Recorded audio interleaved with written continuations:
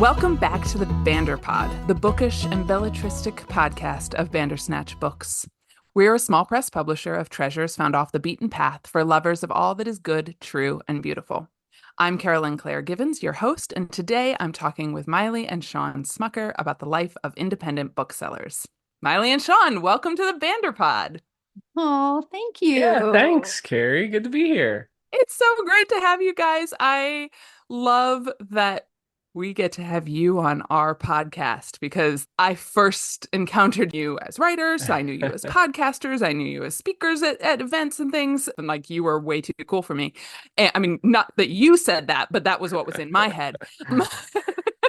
No, we weren't. And so I love that you're our guests. We're happy to be here. This is awesome. Yes. So if we could just start off with a brief introduction of who you are before we get into your life as independent booksellers, because your fingers are in many, many pies. So tell everybody a little bit about yourselves. All right.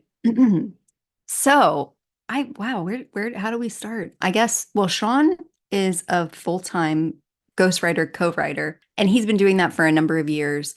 We met when we were in college. We were both writing majors. So writing has kind of been part of our DNA from the beginning. And a couple of years ago, we started a podcast called The Stories Between Us, where we talked about writing because Shawn was doing his job and also doing his own personal writing. I was doing my personal writing and raising our 6 kids. And it was about just what does the writing life look like? What's it look like to try and get your work published? All that good stuff. And so we did that for a number of years. Then a few months ago, we bought a bookstore. I seem to remember Stories Between Us stopped. Is it entirely done? Is it on the back burner? What are you thinking? Big news. Yeah, well, the Stories Between Us, we ended that, was it about a year ago? Yeah. Yeah, about a year ago. About a year ago. And How long have we done it? we've done it for about 3 years. Was it 3 years? Yeah. Wow. And then we did one season of a podcast with our friend Brian Elaine. Mm-hmm. We did like 6 or 7 episodes with him. It was a lot of fun. He's a writer as well. So we were kind of talking about our different perspectives as published writers, that sort of thing.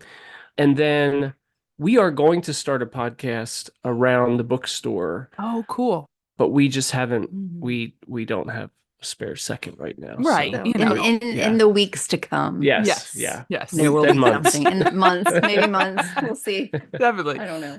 Well, tell us a little bit about the bookstore and how it came to be your thing. So I was minding my own business, not really. I was looking at Instagram, minding other people's business. And a friend of mine shared a story that got my attention. A local bookstore was closing. And I didn't even follow them on Instagram. And I don't know that I'd been to the bookstore. Maile had been there with the kids because it's primarily a children's bookstore called Nooks. And I saw that Emma was closing the store. This was in February. And at the end of her message, she was just kind of like, hey, and if anybody has any suggestions or interest in the store or whatever, let me know. And so I sent Maile a text and basically just said, hey, you want to buy a bookstore? And I was mostly joking, but she wrote back immediately, yes, please, let's do it. And so when she got back that day, we talked about it and I reached out to Emma. And so that kind of began a few months process of trying to figure out if we could get the financing, 2, if we could agree with Emma on, what that would look like, us taking over. And there were times when we were super excited about it. And there were times during the process where we thought, well, I guess this isn't going to happen, But yeah, so we were able to come to an agreement, get the financing, and we took over the store and reopened at the beginning of May. I love that. I love it. So Nooks is in Lancaster County, or Lancaster City, Pennsylvania, which is in Lancaster County. And my parents live right near there. So, and our friends Square Halo are there in Lancaster as well. Ned Bustard, we both know. So I have been up there many times. And then Rachel also has been up for the Square Halo conference. And we've been to Nooks, to her original location, the little tiny one. Oh, wow. And so Rachel actually followed her on Instagram. And she saw that reel and was so sad. And then when you posted the story, you didn't mention the name of the bookstore in your first posts about it. I texted Rachel and went, Smuckers might be buying a bookstore. And she's like, is it Nooks? And I was like, wait, what's going on? She's like, I saw that reel. That's funny. Yeah. So Yeah. then I think it was Square Halo this in February where I, scooted into the back row next to you and was like, so tell me more. Yeah, and that was early days. We really Yeah, that was super early days. Yeah. that was yeah, so like in the beginning we were very excited about it, and then for 3 or 4 weeks things went pretty quiet, and we both sort of felt like, well, I don't know if this is really going to happen or not. Mm. There's just so many things that go into buying a business, taking over a business. Right. And it was a lot of things that I just wasn't familiar with, that neither of us had ever had experience with. So it was a fun process. It was a new process. It was stressful at Right. times, but yeah, we learned a lot, just kind of stumbling our way through owning a business and trying to figure it out. Hmm. I mean, you said, you were half joking with the initial text, but for both of you, what was it about the idea that was interesting? Well, I think most writers are readers, and Mm. most readers, that's their dream, is to own a bookshop. Like, like how many people have come into the shop since we Oh bought it and yeah. said, "Oh my gosh, this is my Yeah. Or dream. I'm This going is to do my this one dream." Yeah. day, or yeah. Because to be surrounded by the stories that you love, I mean, come on. That Yeah. that's like, And to spend your day talking with people yeah, about about them. books. Yeah. Yeah. Yeah.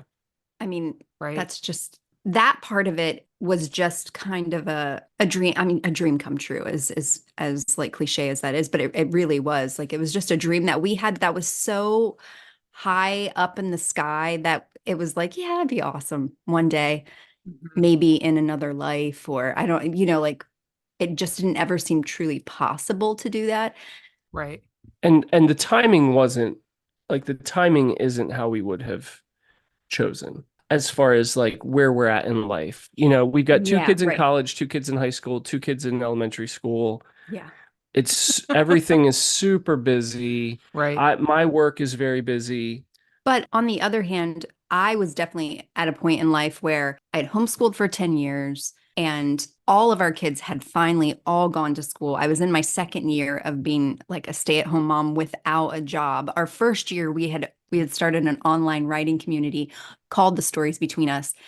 And that took a lot of time and energy Hmm. that first year that my kids were all in school. And then we ended up closing that down.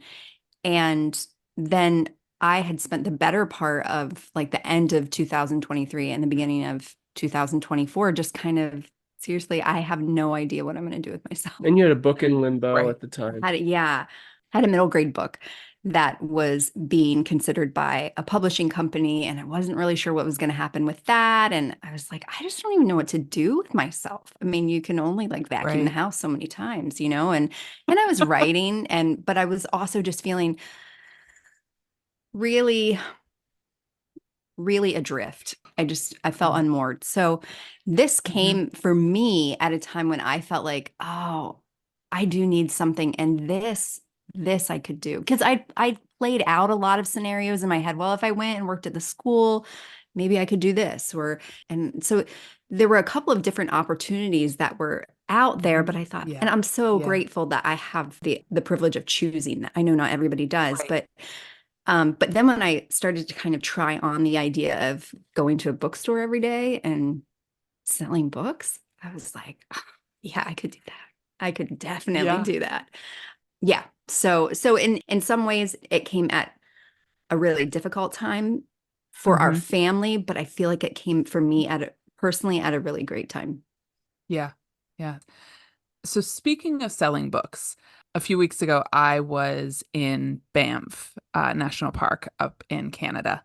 And we went up to the hotel and poked our head into this little like bookstore that's in there. And this gentleman that was working there started the conversation. But we got talking because my friend that I was with has a brand new board book that's an ABC's Barista ABC's board book. And so she was just beginning to build relationships with booksellers to say, can I have my book in your store? And so we get talking with him about, is that possible? And he kind of said to her, he goes, I don't do consignment because if I'm going to have books in my store, I'm going to sell those books. And we got talking a little bit more about that comment and that he deliberately chooses. I mean, it's a tiny little store, probably smaller than the original Nooks was. And, Wow. and he said, he's like, I deliberately choose books that are in here that I want to put into people's hands. And I just looked at him and I said, you're a bookseller.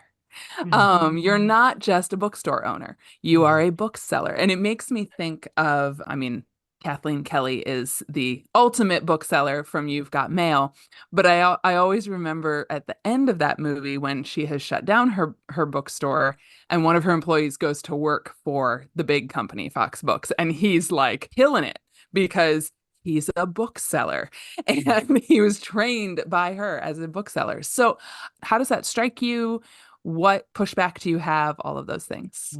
Ooh, yes, no, that's a great topic. I love this topic because when we first opened our store, we had some friends that came in and they're looking at our shelves and they said, "So how did you get all the books that are on the shelves? Do they just send you like distributor just kit. send you like a starter kit and then you just put those books on Mm-hmm. the shelves?" And I almost passed out. I was like, "Oh my gosh, oh heavens, no. No, no, no, no, no, no, no." That is not what we did. Like we picked every single book Yeah. and continue to pick every single book. Yes. Because it's exactly like what you're saying, Carrie. It means so much to me that I can hand someone a book that's either going to delight them or change their life Mm-hmm. or bring back memories from childhood or create a memory with their own children or children who are in their lives. Like books are like a catalyst for so many amazing experiences in our lives. Mm-hmm. And we get to be a part of initiating that experience, you know?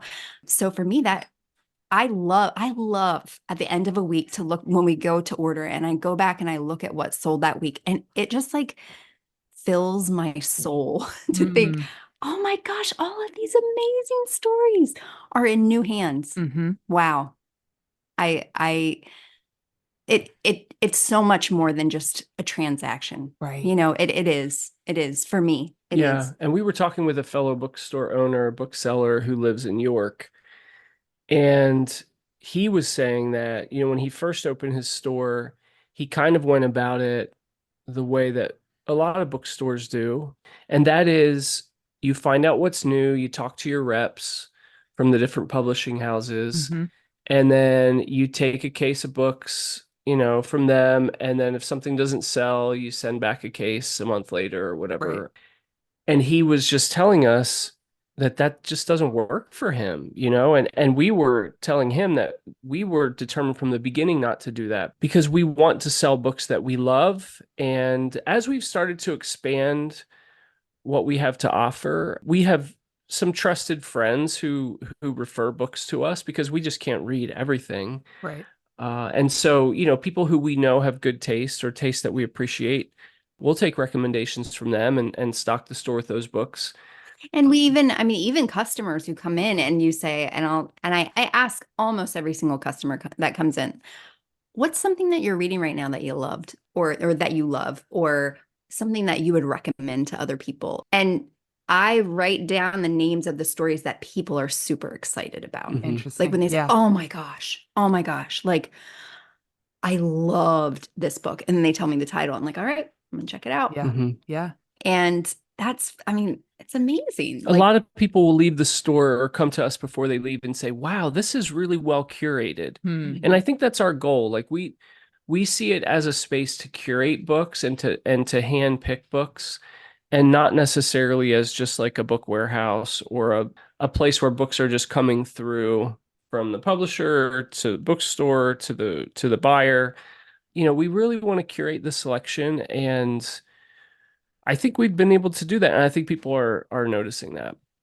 So you posted a reel just the other day about a yogurt partnership. A customer had come in and told you about their entrepreneurial thing of making yogurt, and you guys decided, was that just Saturday that you had their yogurt available as long as supplies lasted? What has that aspect of store ownership, of connecting with customers, of connecting with potentially other businesses, etc. What has that been like for you? I didn't anticipate that side of things, but what I love talking to our customers when they come through the door and hearing their Hmm. stories. And it's so interesting the things that come out. And then you start to, as people start to share their story, you start to see where your stories might Mm, intersect. And you say, hey, okay, you're doing something really amazing. And we want to celebrate amazing stories that are being written right now. So how can we partner with you and help you, you know, right. make your story last? And so I had heard her story. Like we were just she was a mom with a couple of kids just hanging out in the store, and we just got talking about life. And then she shared that she was owned a company. I said, "What company do you?" And she was young, and she said, "My sister and I started a yogurt company to save our family farm." And I was like, "Oh my word, tell me Mm, about this." So she told me all about it, and I was like, how can we help you get the word out? Because that's right. amazing. Like you're doing an amazing thing. And she was super excited about just putting her products in the store Right. for a day. And so I look at it as this is a chance. We're all small businesses that are just trying to make Right. it. And this is just a way that we can do that. It doesn't always have to be, well, are you selling books and I'm selling books? So, okay, let's Right. talk and see how we can work together. I think there's other ways that we can work together with other businesses that aren't maybe necessarily just like ours, but we have a way of getting the Right. word out to an audience that maybe they're not reaching right now. So, really, it's just about trying to create more and more partnerships within our community so that we're Right. all winning. We're all winning at what we're Right. trying to do. So one of the important reasons that you can't just be, what did we say, a bookstore owner? Hmm. It, Yeah. like you can't, because if you're just looking at the books as a commodity, you can't compete with online Right. sales, like you can buy any book in our store, you can get it cheaper online. You can get it faster. If we don't have it in stock, you can get it faster online. So it's not that I don't think you can come into the book selling business these days with that attitude of how many books can we sell. I think we really have to create a space where people feel like they can connect with other Mm, people, where they can feel like their stories are heard and where they can find good stories. And so that's what we're trying to create is, in some ways it's not even about the books. I mean, it is about the books, but if we opened a candle store, we would have the same mm, mentality. If we opened a store selling shoes, like because these days, if you're brick and mortar, you have to use that to your right. advantage. You have to use that physical Right. space where people can come and be like analog human Mm, beings, physical hmm. bodies, where it's not all digital, it's not all online, Hmm. where you can actually connect with other real human beings. And so that's what we want in the store, what Miley's talking about, where we're connecting with people, where they have a chance to sit and tell their story and connect with other people who are there or connect with us. That I think is, if we can do that, then I'm convinced that, we're going to sell plenty of books. Like the book selling will take care of itself if we can create that kind of space. Right. One of the things that you started with the intention of doing, and I've watched you do, is have in-person events. Authors come in and do readings. I saw story time this week. But yeah, why is that important to you? And why is that part of your model? And what sort of things have you been doing with it? The dream of being able to help people with not book launch, what is it? Book releases. Mhm. Hmm. Yeah. The dream of being able to help people with a book release, like by celebrating it or getting folks together for reading. That was something we had been wanting to do for years. So Mm, Shawn's traditionally published a number of books, and every single time that he would publish a book, we would always do a book release party because we've said before we've taught writing classes for years, and one of the main things we say is when you finish a draft, you celebrate because it's mm, such a big deal. But even more so when you actually have like the physical book, wow, that needs a party. So we always felt like, oh, every time one of our friends would release a new book, we would be like, oh, wouldn't it be awesome if we could have everybody like come over and we'd let them read and, maybe have some snacks and stuff. but we just don't have space in our own home to do something like that. And Mhm. so when we got the bookshop, it was like, wow, we've got the space now. We can do Mhm. it. And so that was just something that we always had in our heart to do because we Mhm. believe that it is such a big deal when you achieve like an accomplishment like that. But then we've also realized this is a great way to get folks into the store and just to be in our space because I think our space is really unique. I think there's Mhm. something really special about it. And once people come in, the number of people that are like, man, I'm coming back here again. I Mm. love this place, you know? Mhm. And so it's just a matter of getting them in the door that doing events is a great way to do that. And we just love gathering people together. That's just something we've always enjoyed doing. Yeah, and something we always do at our events too is ask the person to read a bit from their book and then have a conversation with them. And Mhm. we really want to be that space where we can keep having conversations about things because it does seem like these days, in our society, nobody wants to have a conversation. Everybody wants to shout their opinion or shout about how this upset them or shout about how that's not fair. And I think what we want to create is a space where people can come together and not always people who agree 100%, especially in the current climate in our country. I think bringing people together is such a good thing because the more that we connect with people face to face, I think then we can start to get to know people sometimes inadvertently, people who Mhm. we actually disagree with on things that we feel are quite important, but getting to know them face to face can really help bridge some of those divides. Yeah. Yeah. What have been some of the more unexpected challenges that you've faced? I think the biggest challenge for me is just the huge way that it's changed our family dynamic. Mm. Have worked at home for the last 15 years.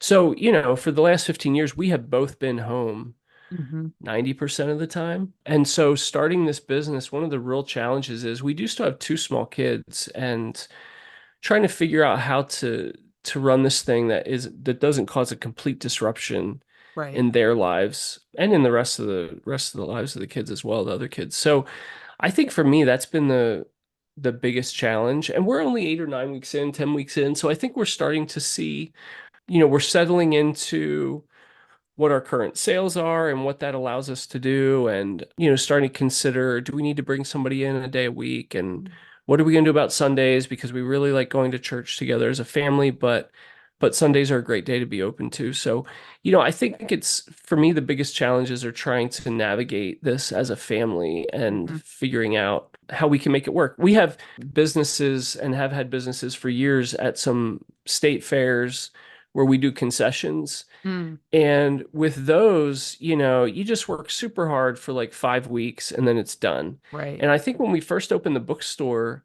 I kind of had that mentality of like, we're just going to bust it out. And then week after week passed, and another week came, and another week came, and you suddenly realize, wow, I cannot keep this pace up. And this is our life. Like, this is not just a season, this is not just a Right. 5 week thing. So, I think for me right now, just trying to wrap my mind around how can we make this work in our family long term. Yeah, Mhm. and I think also for us to create boundaries, Sean and I think we would both agree that if this bookstore would have happened 10 years from now, we would be at the store all the time, Yeah. and that's Mm. all we would do. Right. Yeah, we wouldn't talk about anything else. We probably wouldn't actually. Because we love it. We Yeah. love it. Yeah. Yeah. And so in the beginning, I mean, it was like you work at the store all day and then we would come home and we would be working on stuff for the shop until 11, 12 at night. And it was like, oh my gosh, we can't do this. Like Right. first off, we have a family that needs our attention and we need to make sure that we're spending the kind of time with them that they need. Also, like we can't, we can't let the line blur between work Right. and home. Right. Like, and we were really doing that at the beginning. And I think we've done a lot better of a job in the past few weeks of saying, okay, no, no, no, no, like we're done now. Like Yeah. we're home, computer is shut down and we're done. Right. And then we just make that time specifically we are doing things at home with the family, or even for ourselves, just resting, Yeah. because it's a Yeah. lot. It is. It is. So obviously, if someone goes to Lancaster, Pennsylvania, they can come visit Nooks. It's right downtown, right on the gallery row there. I commend it to you. Lancaster's a great little city. So there's that. But if they are not local or they are not traveling to Lancaster, what are ways that people can support independent booksellers online? Yeah, so we have a Substack for our bookstore. It's nooks with three O's .substack.com. And that's a great place to just kind of connect with us. On Substack, you can do a monthly support if you want, like $5 a month or something. But even just simply becoming a subscriber, a free subscriber there is great because it allows us to connect and let people know about some books that we care about. And if people want to order books, they can email us hello@nooks.gallery and we can supply any book that they need through mail order. And also we're on Instagram, Nooks with five O's, all these various Love O's. our Yeah. O's. But Yes. I think just being aware, I think for me, as someone who was mostly, I hate to say it, but mostly an online book buyer, Right. I didn't even really think about it that much because honestly, they make it so easy that you click two buttons and the book shows up the next day on your front step. So you're not even Right. you're just thinking about the book. You're not really thinking about how it's coming to you. If more people would simply connect with independent bookstores Hmm. online, on Instagram, on Substack, so that the independent bookstores are in front of them more, then I think Yeah. they would think about it. I don't think Yeah. most people want independent bookstores to go out of business. I don't think most Mhm. people want to pay ridiculously low prices for books that don't pay the publisher, don't pay the author. I don't think Right. people want to do that, but I think that our lives move at such a pace right now that we don't even think about it. And so I Yeah. think if people, like I said, connect with independent bookstores however they Mhm. can, so that these bookstores are showing up in their lives from time to time, social media or email or whatever, then I think that's the reminder that we all need to say, oh, you know what? Independent bookstores are important to me. Like it's important to me that there's a space that I can go to talk to Yeah. someone about books. It's important to me that there's a space in the city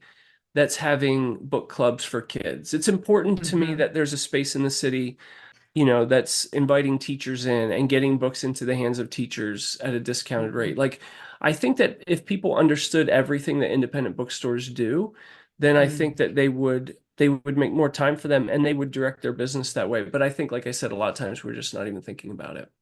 Right. Right.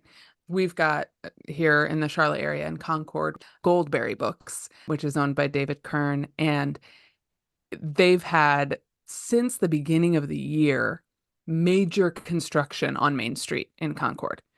And I mean, it's just been constant. And, in the last couple of weeks, they've torn up the sidewalk directly in front of them, and it's for the last 2 months, no one's been able to drive down their part of the street. And, but you could still walk, but now they can't even walk. And they're like, well, we have a back door, everyone, Mhm. you know. Yeah. But I think what you're saying there, Shawn, of, connecting with them online, reaching out, like one of the things they said to us early on was, it's going to be a hard Christmas season. They knew that was all coming before Christmas. They said it's going to be a hard Christmas season. Like you said, I think people don't realize what all independent bookstores do in Mm. community. Mm. And Yeah. it's more than providing, I mean, it's the entire conversation we've just had. It's more than providing a commodity. It's Yeah. creating communities. Yeah, another local bookstore around here, Pocket Books, recently posted something I thought was so good. They went through and listed all the hours that they spend before bringing a book into the shop. One of them will read the book. So that's, what, 10 hours. And then Right. they'll have a meeting every month or every week with the three owners to talk about, are we going to bring this book in? What about this book? And so that's a few Hmm. more hours. And then they promote the book before it releases on Instagram and at their store. And so that's a few more hours. And then, by the time the book actually hits the shelf, they've spent like 20 hours on one book. Right. And that's the life of an independent bookseller, and we're putting that work into helping you streamline your experience. that's what independent booksellers do. And I think that that's the value that they do bring to communities, or just part of the value. And the other part is the whole physical space. We've got construction coming too. I don't think it'll affect the sidewalk right in front of us, but it's going to divert people's walking past us and parking and Right. all that kind of stuff. So it's a constant challenge. If it's raining, if it's too hot, like Right. those are the things you don't have to worry about when you're just online. And so we'll figure it out. We keep working on it, but I think anything that people can do to connect with these stores is a good thing. Yeah. Everything you just said there about how an independent bookseller goes through to choose the book to, that they carry. You're saying all the things that we do to choose a manuscript that we want to publish as an independent publisher. And it's just so interesting. And I think it's part of why we've from the get-go said we're connecting with independent booksellers because we have so much in common. We want great stories to be out in the world. And we're at the seed end of it, and you guys are at the share, the spreading the seed. But I love that. All right, so really quick, we're going to finish with some popcorn questions. Favorite genre to write for each of you? I like to write middle grade fiction. Yeah, I like to write literary fiction. I know that that's like a curse word, but that's what I like to write. I did say that at the beginning of this podcast that our podcast is belletristic, which is a word I just learned, which is relating to a writer of belles lettres, which are books that are written to be beautiful. Oh, so nice. there you go. Yeah. Literary fiction. Yeah. Favorite genre to read? Oh, mystery, hands down. Yeah, literary fiction. You're consistent. Just quiet. You're I consistent, love a beautifully written, quiet, melancholy novel that makes me feel everything. That's my favorite. This Is Happiness, Prayer for Owen Meany, Brothers K. Yeah. Yeah. Okay. All right. What are you currently reading? I always have a few books going at a time. So I do listen to audiobooks when I'm in the car. So I'm listening to The Hunter? Yeah. Yeah, The Hunter by Tana French. I love her. That's my mystery fix. We are doing a kids book club this summer at the bookstore. That is so much fun. And the book we're reading right now is Hope in the Valley by Matali Perkins, another fab. Love. Yes. And on my bedside table is These Precious Days and Patchett. So I have a little bit of this and that here. Yes. I am reading The Overstory, which has been amazing. I'm also reading Hope in the Valley for the book club. I started reading in the store. I usually have a book going in the store that I just kind of pick up and keep going through if I'm working, I have a minute. And so right now I'm reading Remarkably Bright Creatures. I've been hearing good things about that. I haven't Yeah, read yeah. I'm only a few chapters in, but really liking it so far. And then I'm listening to House in the Cerulean Sea. it. All right. What is a new book on your bookshelves that at Nooks that you've just brought in that's exciting to you? I would say Shakespeare, The Man Who Pays the Rent by Judi Dench. Actually, a customer had asked for us to order it for them, and we ordered it, and it came in, and I started like reading the flap about it, and I was like, oh my gosh, it sounds like so much fun. I love Judi Dench anyhow. Yes. That's one that I'm excited about. Yeah, one that's not super new, a few months old, but is still, we're going through it like crazy, and I love recommending it, is Leaf Anger's I Cheerfully Refuse. Yep. All right. Well, we are going to wrap up. I want to thank you guys for being here with us, and thank you for this conversation. I want to remind all of our listeners that our submissions window is open right now. It will close on July 31st. So you can get your submissions in. That's bandersnatchbooks.com/submissions. You can read all the details there. And I really hope that you will find an independent bookseller where you can find bookish treasures in your wanderings off the beaten path. Thanks for listening in to our conversation today on the Banderpod. We hope you'll check out our full catalog at bandersnatchbooks.com. The Banderpod is produced by Rachel S. Donahue, A.B. Donahue, and Carolyn Claire Gibbons. Audio engineering by SDG Morgan. Artwork by Evelyn Warnamendi. Many thanks to our friend Chris Slayton of Son of Laughter for our theme song, Cricket in a Jar. Find links and more in the show notes.